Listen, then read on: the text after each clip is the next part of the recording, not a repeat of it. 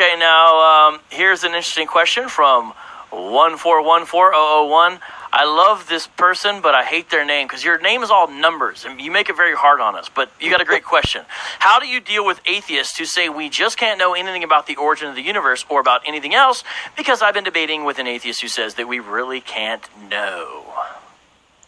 Well, everything we measure about the universe tells us it has a beginning.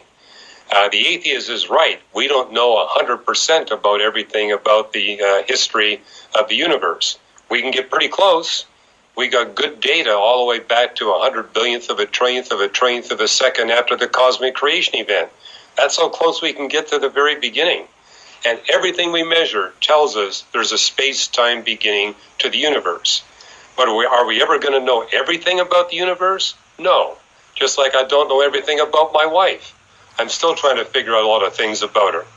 But you know, just like with my wife, the more research I get and I put in this, the more evidence I get that the universe is real, that it has a beginning, and there's an agent beyond space and time that created it. And so if all the evidence is going that way and none of the evidence is going the opposite direction, don't you think that's a very strong case for the God of the Bible? And if people want to read about it, the latest edition of the Creator and the Cosmos, 4th edition, I give you the latest update, how just in the past 2 years, the evidence has gone up exponentially. So I think the way we base our worldviews, look at the trend line.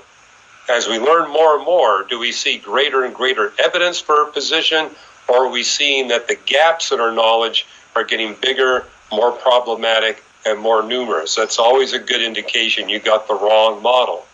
I think one of the best examples of that is the book you held up earlier, Origins of Life.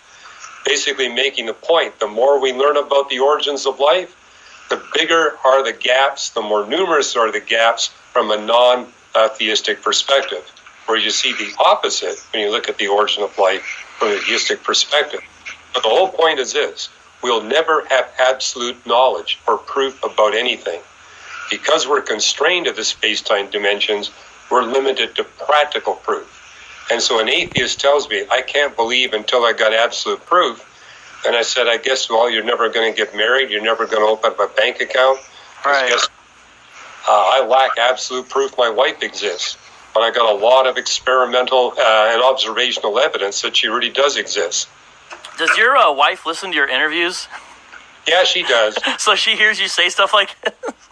She hears me say stuff like this. So. All right, well, maybe she also heard.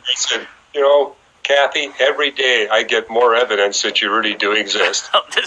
This is great to hear. Sounds like your guys' marriage is really getting stronger. Yeah, we have fun. Different levels of incompatibility, so we never get bored. That's great.